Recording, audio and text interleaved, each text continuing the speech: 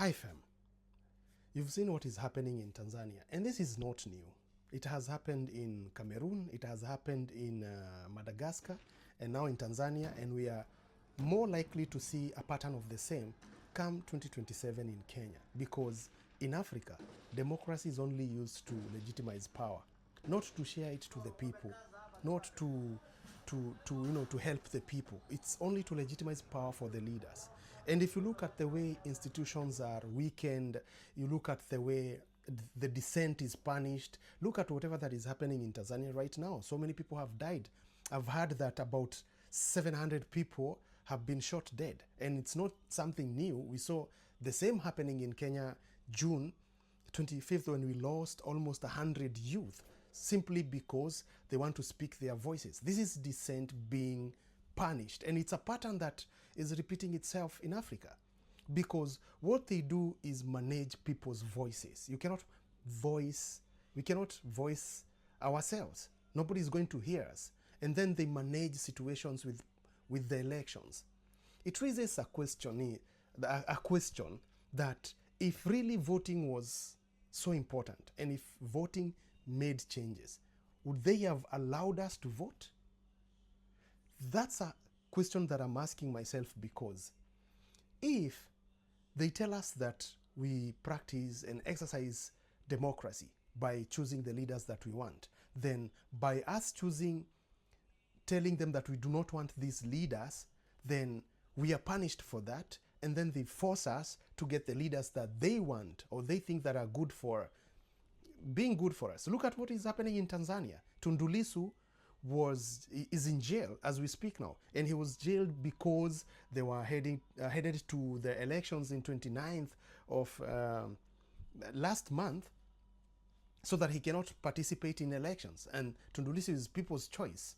It's the same thing that is happening in Uganda. Look at Besigye. Besigye has been jailed, and he's being he's been accused of things that you cannot imagine.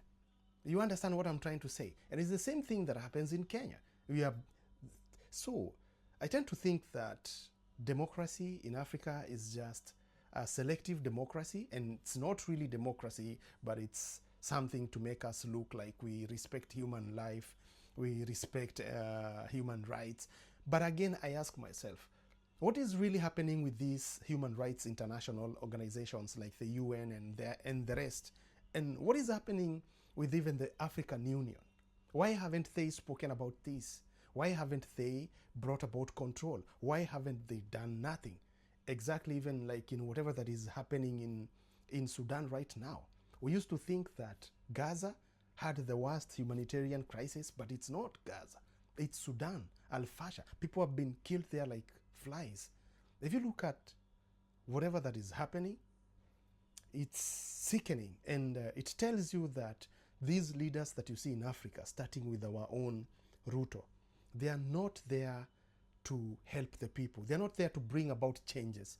They are there to legitimize power and to share the power amongst themselves, to hold on to power, not because they want to bring change. No, that's not what is happening. And that's why you see all this happening in Sudan. That's why you see all this happening in Tanzania. This is sick. We need to do something. But when you see this happening, it tells you that you can only press people up to a certain point, because at the end of the day, people will get tired. It doesn't matter if you throw in the military in the street, the police. The fact is that power belongs to the people. Kenyan Constitution Article 1 states that power belongs to the people, not to state, not to companies, not to nothing. The people. And when the people are tired of donating this power to the leaders, they can reclaim it back. And that is what is happening. And soon, I can say this without fear of contradiction, that soon Africa will shape itself. Not because of the leaders that are there, but because people will be tired of being oppressed and living under oppression and the shackles of oppression, and they will free themselves from all this. Pray for Tanzania, pray for Sudan, and if there's anything that we can do, we need to do that. we need to do that, because we cannot live on our knees for the rest of our life. Look at what Mama Samia Suluhu is doing in Tanzania. The CCM party has been ruling Tanzania for about 100 years, and yet they speak of democracy. So they speak of democracy, but again, I mean, we can talk about this and make it wider, but it's crazy. And the same thing is going, it's like a disease within Africa, because the person who now is going to save Mama Samia from all this is President Ruto or Museveni, if Museveni hasn't.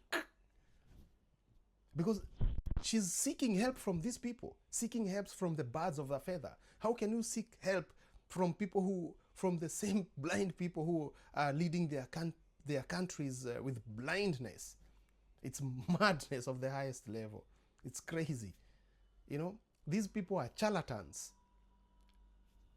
And it's not an abuse, but that's what they are. This is what we have as leaders. And it's sad.